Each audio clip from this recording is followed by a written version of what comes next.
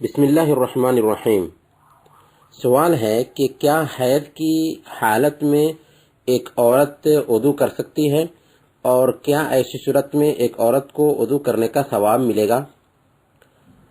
بنیادی طور پر اگر ہم غور کریں تو اس سلسلے میں صحیح مسلم کی ایک حدیث آتی ہے۔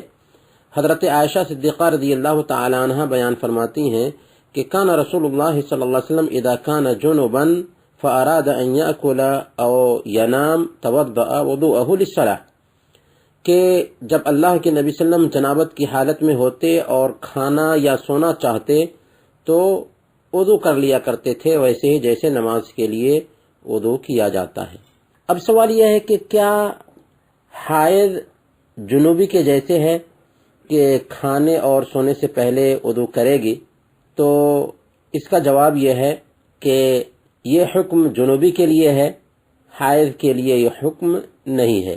یعنی حیض کی حالت میں عورت کو وضو کرنے کی ضرورت نہیں ہے، کیونکہ حائضہ کا خون نکلتا رہتا ہے، جاری رہتا ہے، جبکہ جنابت کا جو سلسلہ ہے وہ ختم ہو چکا ہے اور اب وہ غسل کر کے پاکی حاصل کر سکتا ہے۔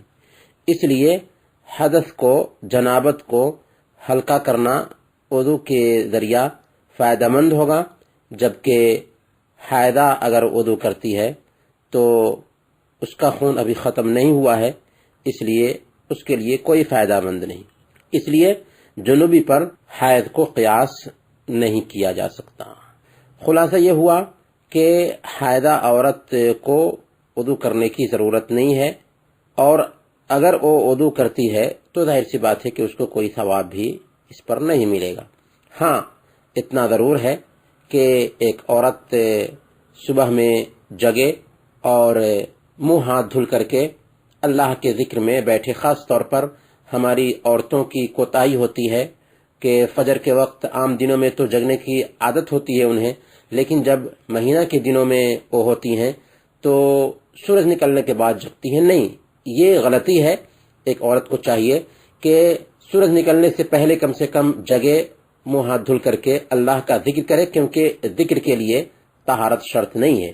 یہاں پر ایک مسئلہ اور بھی جان لینے کا ہے کہ ایک عورت اگر حافظہ ہے اور یاد رکھنے کے لیے قرآن کریم کا تکرار کرتی ہے، یا معلمہ ہے اور قرآن پڑھانا ہے بچیوں کو، یا طالبہ ہے جسے قرآن پڑھنا ہے، تو ایسی خاص عورتوں کے لیے قرآن کریم کو چھوئے بغیر قرآن پڑھنے کی اجازت رکھی گئی ہے، لیکن اس حالت میں بھی اس کے لیے وضو کرنا لازم نہیں۔